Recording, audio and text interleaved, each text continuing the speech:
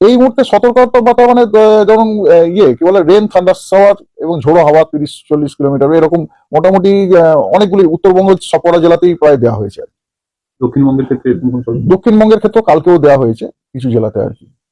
আগামীকাল কালবৈশাখীর মতো পড়ছে। হ্যাঁ, তবে সেরকম এখনো কোনো সিস্টেম দেখতে পাচ্ছি না। মেন সাউথ বেঙ্গল আপনি যদি নেন, সাউথ বেঙ্গল আপনার আপনি যদি গোটা সাউথ বেঙ্গলের সাদার্ন পার্টটা আর ইস্টার্ন পার্টটাতে যে জেলাগুলো আছে ওগুলোতে আইসোলেটেড রেনফলের সম্ভাবনা আছে, আর বাকিগুলোতে ড্রাই। আর আগামীকাল এরকম পূর্বাভাস আছে, আগামীকালেও আপনার উত্তরবঙ্গতে বৃষ্টির পূর্বাভাস দেওয়া হয়েছে, কিন্তু একটু পরিবর্তন হয়েছে। দার্জিলিং, কালিম্পং, আলিপুরদুয়ারে স্ক্যাটার দেওয়া হয়েছে, আর আপনার জলপাইগুড়ি আর কোচবিহারে আইসোলেটেড দেওয়া হয়েছে। এবং সাউথ বেঙ্গলের কয়েকটা জেলা যেমন মুর্শিদাবাদ, বীরভূম, এই কয়েকটা জেলাতে আপনার আইসোলেটেড, নদিয়াতে আইসোলেটেড রেনফল দেওয়া হয়েছে। এবং বাকি অন্য সমস্ত জেলাগুলোতে, পশ্চিমবঙ্গের সমস্ত জেলার কথা বলছি, এগুলোতে ড্রাই ওয়েদার করি। কারণ আজকে যেরকম নর্দার্ন মোস্ট ডিস্ট্রিক্ট যেগুলো আছে নর্থ ইন্ডিয়া, নর্থ বেঙ্গলে, সেগুলোতে স্ক্যাটার রেনফলের ফোরকাস্ট আছে। এবং এবং নর্থ বেঙ্গলের যে আপনি বলতে পারেন গোটা নর্থ বেঙ্গলের সবকটা ডিস্ট্রিক্টেই আজকে রেনফলের পূর্বানুমান দেওয়া আছে। তার মধ্যে আপনার নর্দার্ন মোস্ট যে ডিস্ট্রিক্ট গুলো যেমন জলপাইগুড়ি, দার্জিলিং, কালিম্পং, আলিপুরদুয়ার, এগুলোতে আপনার স্ক্যাটার রেনফলের পূর্বাভাস দেওয়া আছে, আর অন্যগুলোতে আইসোলেটেড। তাপমাত্রা একটু বাড়বে, তবে তাপমাত্রা খুব বেশি বাড়বে তা না। ধরুন কথা হচ্ছে 34-36 এরকম ধরনের মতো থাকবে আর কি সাউথ বেঙ্গলটাতে। নর্থ বেঙ্গলে রিলেটিভলি মাছ এর থেকে অনেক কম। খুব বেশি হলে 2-3 ডিগ্রি হয়তো টেম্পারেচার বাড়তে পারে। নমস্কার সম্মানিত দর্শকবৃন্দ, আবহাওয়া দপ্তরের তরফ থেকে যে স্পেশাল বুলেটিন প্রকাশ করা হয়েছে, কোন কোন জেলায় ভারী সতর্কতা দেওয়া রয়েছে বজ্রবিদ্যুৎ সহ বৃষ্টি, ঝোড়ো হাওয়ার এবং ভারী বৃষ্টির বিস্তারিত দেখুন আজকের এই ভিডিওতে। তারই সাথে সাথে আবহাওয়ার যে তাপমাত্রার পরিবর্তন হবে, যে তাপপ্রবাহ বা গরম বা অস্বস্তি অনুভব হবে, সে ব্যাপারে কী সতর্কবার্তা রয়েছে সেটাও জানাবো এই ভিডিওতে।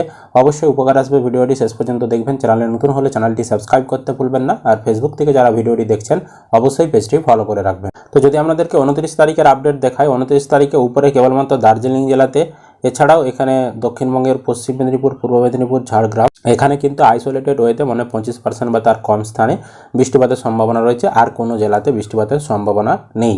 এবং সতর্কবার্তা হিসেবে 29 তারিখে শুধুমাত্র বজ্রবিদ্যুৎ সহ বৃষ্টির সতর্কবার্তা রয়েছে ঝাড়গ্রাম, পশ্চিম মেদিনীপুর, পূর্ব মেদিনীপুর এই স্থানে। তবে ওই যে বললাম 25% বা তার কম স্থানে হবে। পুরো যে পশ্চিম মেদিনীপুর, পুরো যে ঝাড়গ্রাম, পুরো যে পূর্ব মেদিনীপুর জেলা জুড়ে হবে তা কিন্তু নয়। পশ্চিম মেদিনীপুর জেলাটা অনেক বড়, তার কোথাও কোথাও 25% স্থানে বলেছে, মানে 100 ভাগের মধ্যে 25 ভাগ স্থানে বা তার কম স্থানে হওয়ার সম্ভাবনা রয়েছে। তার মানে চান্স খুবই কম।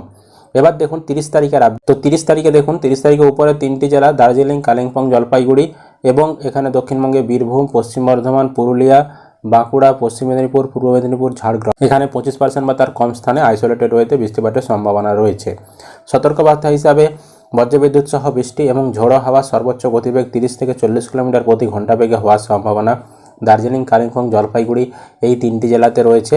এবং দক্ষিণবঙ্গে বীরভূম, পশ্চিম বর্ধমান, বাঁকুড়া, পুরুলিয়া, পশ্চিম মেদিনীপুর, ঝাড়গ্রাম, পূর্ব মেদিনীপুর এই জেলাগুলি নিয়ে রয়েছে। এবং 31 তারিখের আপডেট দেখুন, উপরে 5টি জেলাতে দার্জিলিং, কালিম্পং, জলপাইগুড়ি, আলিপুরদুয়ার, কোচবিহার, এখানে 25% বা তার কম স্থানে বৃষ্টিপাতের সম্ভাবনা।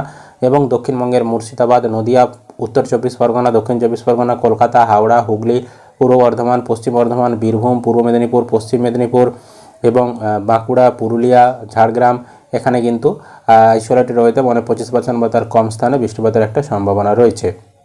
এবং সতর্কবার্তা দেখুন 31 তারিখের জন্য, উপরের 5টি জেলাতে দার্জিলিং, কালিম্পং, জলপাইগুড়ি, আলিপুরদুয়ার, কোচবিহারে বজ্রবিদ্যুৎ সহ বৃষ্টি এবং ঝোড়ো হাওয়া 30 থেকে 40 কিলোমিটার গতিবেগে ঝড়ের সম্ভাবনা। এবং দক্ষিণবঙ্গের মুর্শিদাবাদ, নদিয়া, পূর্ব মেদিনীপুর, পশ্চিম মেদিনীপুর, ঝাড়গ্রাম, দক্ষিণ 24 পরগনা, উত্তর 24 পরগনা, কলকাতা, হাওড়া, হুগলি, পূর্ব বর্ধমান, পশ্চিম বর্ধমান, বীরভূম, বাঁকুড়া, পুরুলিয়া এই স্থানেও কিন্তু ঝোড়ো হাওয়া সর্বোচ্চ গতিবেগ 30 থেকে 40 কিলোমিটার প্রতি ঘন্টা বেগে এবং বজ্রবিদ্যুতের একটা সতর্কবার্তা রয়েছে 31 তারিখে। তারপরে দেখুন 1 তারিখের আবহাওয়ার আপডেট, দার্জিলিং, কালিম্পং এই দুটি জেলাতে আইসোলেটেড ওয়েতে 25% বা তার কম স্থানে বৃষ্টির সম্ভাবনা। বাকি কোনো জেলাতে কিন্তু বৃষ্টিপাতের সম্ভাবনা নেই 1 তারিখ। এবং দেখুন 2 তারিখ থেকে 4 তারিখ পর্যন্ত আকাশ পুরো পরিষ্কার, কোনো স্থানেই কিন্তু সেরকম কোনো বৃষ্টিপাতের সতর্কবার্তা দেওয়া নেই। এবার যদি আপনাদেরকে টেম্পারেচার মানে গরম যেটা বাড়ছে তার যদি পূর্বাভাস দিই, তাহলে দেখতে পাবো এখানে কিন্তু এই যে নিচের দিকের যে জেলাগুলো, পুরুলিয়াতে 37, বিষ্ণুপুরে 36, মেদিনীপুরে 36, তারপর ডায়মন্ড হারবারে 35, দীঘাতে 33, হাওড়াতে 35, এবং এখানে কৃষ্ণনগরে 34, তারপর বহরমপুরে 35, শ্রীনিকেতনে 35, শান্তিনিকেতনে 34 এবং মুর্শিদাবাদে 34, এরকম কিন্তু তাপমাত্রা 29 তারিখের জন্য রয়েছে। এবং তারপরে দেখুন আস্তে আস্তে বাড়ছে।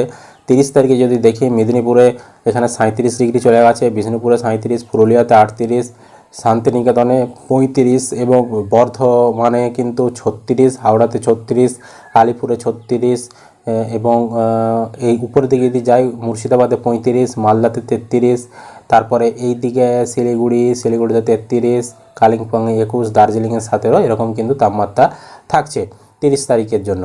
এবং যদি 31 তারিখে দেখায়, 31 তারিখে আবারও একটু তাপমাত্রা বাড়ছে, মেদিনীপুরে 37-এর কাছাকাছি চলে গেছে, বিষ্ণুপুরে 37, পুরুলিয়াতে 38, হাওড়াতে 36, আলিপুরে 36, শান্তিনিকেতনে 35, মুর্শিদাবাদে 35, এরকম তাপমাত্রা 31 তারিখের জন্য। এবং 1 তারিখে যদি দেখি, 1 তারিখে আবারও 1 ডিগ্রি করে বেড়ে গেছে, বিষ্ণুপুর মেদিনীপুরে 38-এ পৌঁছে গেছে, পুরুলিয়াতে 39-এ পৌঁছে গেছে প্রায়, হাওড়াতে 37, এছাড়াও সল্টলেকে 38, বহরমপুরে 37, মুর্শিদাবাদে 36, এরকম তাপমাত্রা দেখা যাচ্ছে।